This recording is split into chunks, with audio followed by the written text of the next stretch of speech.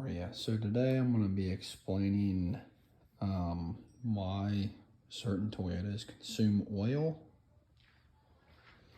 So as you can see, this is the 2A RFE engine, and I have it pretty much torn to pieces. As you can see, there's actually a piston laying on the ground right there. But I'm going to show you what causes this and what the repair is. So here you can see we have the block of the engine. If you look in here, I took the pistons out of cylinder number 1 and 4 because them were the ones that were the worst. But if you see right here, that wear mark is where the oil is being blown by and burned. Also on cylinder number 4, it's hard to show it on camera, but in person you can see it and you can actually feel it on your fingers. So this is where the oil blows by to be burned. So you're probably wondering, what is the remedy for this repair? Well, a lot of people will say just put a new engine in, like a used engine, but the problem with that is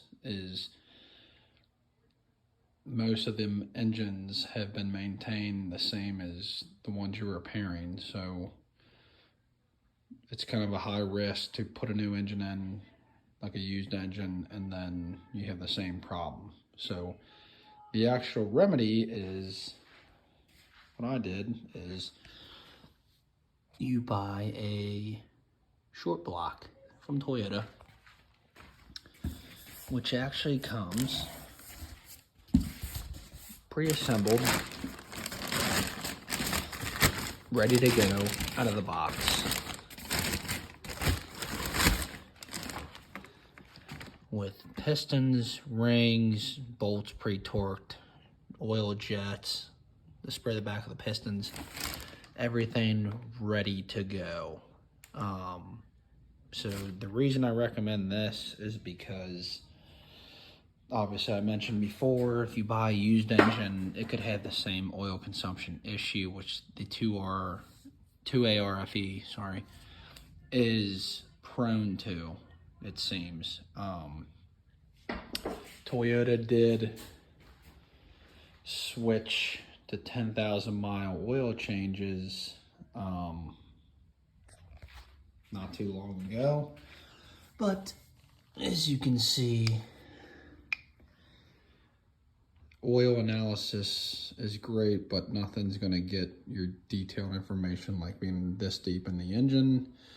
The oil control ring is completely seized, and the oil is literally just blowing by, being burned. I mean, this car came out of a 2012 Camry, and it was burning about 2 quarts of oil every 1,000 miles. So right here is actually the oil separator, which is over here. It's kind of similar to like an oil catch can. There's the PCV valve. But all in all, this new short block is going to be installed over there. You can see the upper oil pan. Basically, I did not film the entire job. I don't have someone to sit here and film me while I do this, and I'm on kind of a crunch time schedule. And what I recommend is change your oil every 5,000 miles or 6 months. Do not wait, and do not do this year or 10,000 mile oil changes, else your engine will end up like this. So I really hope this is helpful. Please let these images set in. The 10,000 mile oil changes only that only qualifies for certain. If you literally drive nothing but highway, you might be all right, but for most people, it's going to be ideal that you change it every 5,000 miles or 6 months. So if you have any questions, comment below. I'll do my best to answer them. And then please like and subscribe. Thanks.